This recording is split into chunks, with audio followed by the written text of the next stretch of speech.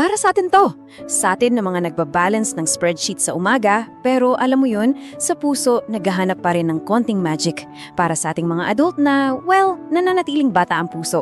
Kasi aminin natin, minsan sa gitna ng lahat ng dapat at kailangan, parang may isang parte sa atin na nakakalimutan natin. Yung malaya, yung totoo, yung medyo wild. Saglit lang, isipin mo to.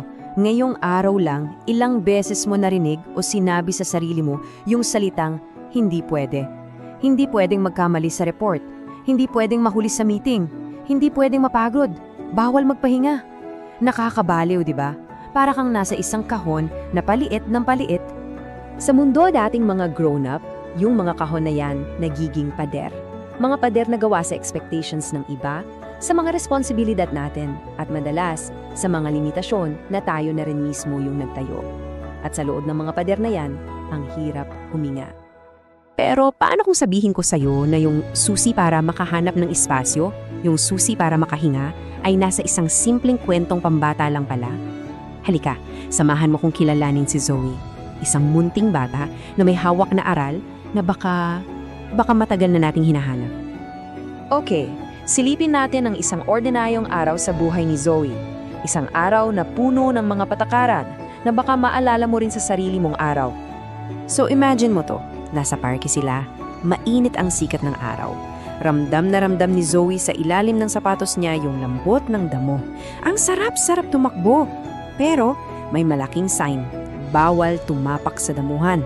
Lumingon siya sa nanay niya at yung mga mata niya parang nagtatanong, "Ma, bakit may pader dito sa paraiso?"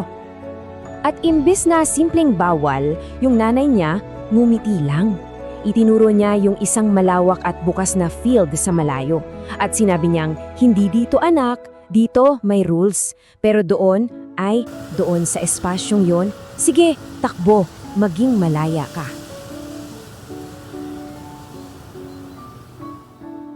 Maya-maya, biglang bumuhos ang ulan. Pagdating nila sa bahay ni Lola, amoy na amoy mo yung bagong linis na sahig. At yung rule, napakaklaro, walang basang sapatos sa loob. At yun na naman yung mga mata ni Zoe, naghahanap ng sagot sa nanay niya. Hinawakan ng nanay niya yung kamay niya at bumulong na parang may sekreto sila. Hindi dito sa loob, anak, pero doon sa labas. Sabay silang lumabas. At doon, sa ilalim ng ulan, sa mga puddles na nabuo, narinig nila yung pinakamasayang tunog sa buong mundo, yung tunog ng kalayaan. "Sige, magtampisaw kang malaya, anak ko." Kinabukasan, sa school, painting day. Ang canvas, puti. Ang mga pintura, ang kulay. Pero yung utos ng teacher, strikto. Ang pintura ay sa papel lang, hindi sa kamay, hindi sa damit. Parang binakuran yung creativity, di ba? Nandoon yung nanay niya at nakita niya yung konting paghahalangan sa mukha ni Zoe. Lumapit siya at sinabi, "Dito sa classroom, okay, sundin natin ang rules ng teacher. Pero mamaya sa bahay, sa art corner natin, kahit buong katawan mo pa yung gawin mong canvas, sige, magpinta kang malaya anak ko." At sa tatlong eksenang yan, nabubuo ang isang napakagandang aral. Ito yung karunungan sa likod ng simpleng pariralang, hindi dito, pero dito. Kasi yung prinsipyo ng hindi dito, pero dito, hindi to tungkol sa pagrebelde. Hindi. Tungkol ito sa pagiging matalino sa pagpili ng lugar. Isang paalala na hindi mo kailangan patayin ang anumang bahagi ng pagkatao mo. Kailangan mo lang itong bigyan ng tamang espasyo.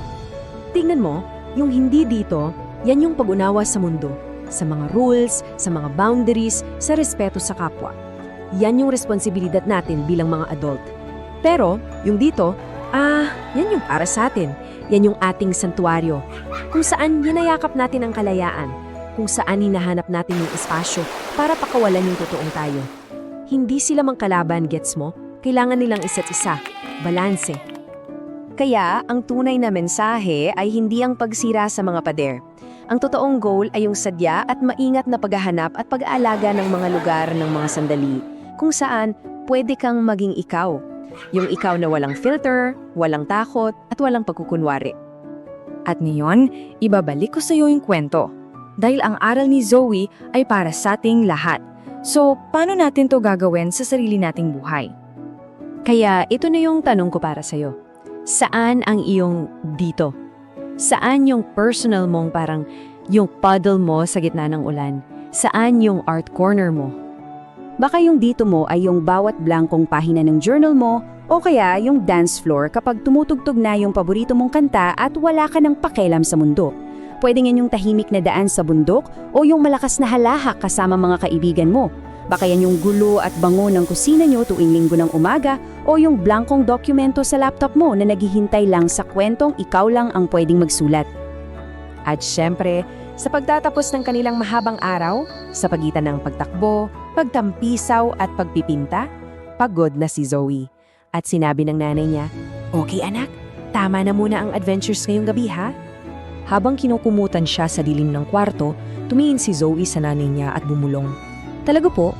Isang tanong na nagsasabing kahit pagod na ang katawan, yung diwang malaya, hindi yan kailanman natutulog. Ngumiti ang nanay niya at binigay ang huling paalala na para na rin sa'yo. Mangarap kang malaya, anak ko, dahil kahit sa pinakamahigpat na mundo, kahit sa pinakamaraming bawal, may isang lugar na walang sinuman ang pwedeng lagyan ng pader, ang iyong isipan. Naasan man yung dito mo sa totoong buhay, huwag mong kakalimutan na laging may espasyo para maging malaya sa iyong mga pangarap.